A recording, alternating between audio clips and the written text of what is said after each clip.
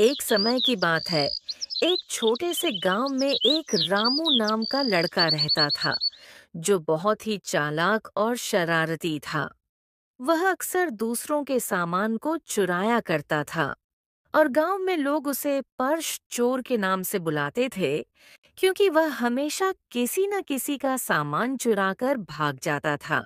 एक दिन रामू ने गांव के एक बूढ़ी महिला के पास से उसकी फोन चुरा लिया। बूढ़ी महिला ने देखा और रामू को पकड़ लिया। उसने रामू से कहा, तुम चुराकर कुछ पाते तो हो, लेकिन तुम जो खोते हो वह कहीं ज्यादा कीमती है।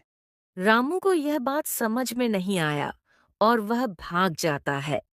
लेकिन उसी रात रामू को नींद में एक अजीब सपना आया। सपने में वह बूढ़ी महिला उसे बताती है कि जब तुम चोरी करते हो तो तुम अपनी आत्मा को नुकसान पहुंचाते हो और दूसरों का विश्वास भी खोते हो।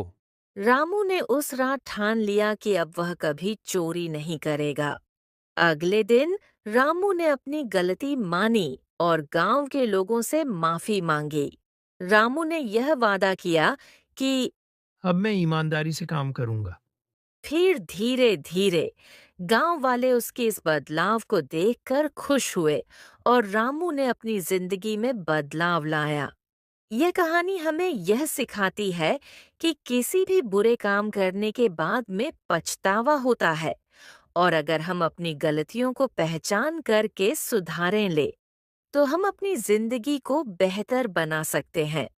हर रोज नए वीडियोस के लिए हमारे चैनल को सब्सक्राइब और लाइक एक करें। समय की बात है। एक छोटे से गांव में एक बूढ़ी महिला रहती थी। वह अकेली थी और बहुत गरीब थी। लोग कहते थे कि वह जादू करती है और गांव में कुछ अजीब घटनाएं होती हैं। एक दिन गांव में एक बच्चा गायब हो गया। सभी लोग परेशान हो गए, लेकिन किसी को भी उसका कोई पता नहीं चला। कुछ लोग उस बूढ़ी महिला को शक की नजर से देखने लगे और कहने लगे कि वह शायद कुछ जानती है।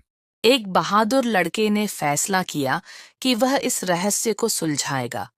वह महिला के पास गया और उसने पूछा, क्या तुम कुछ जानती हो?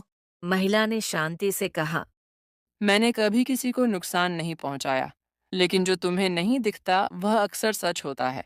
लड़के ने महिला की बातों पर ध्यान दिया और धीरे धीरे उसे समझ आया कि यह महिला किसी जादूगरनी नहीं, बल्कि एक दुखी माँ थी, जिसने अपने बच्चे को खो दिया था।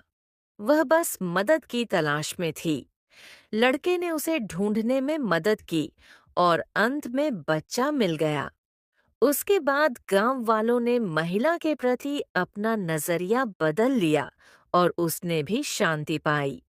हर रोज नए वीडियोस के लिए हमारे चैनल को सब्सक्राइब और लाइक करें।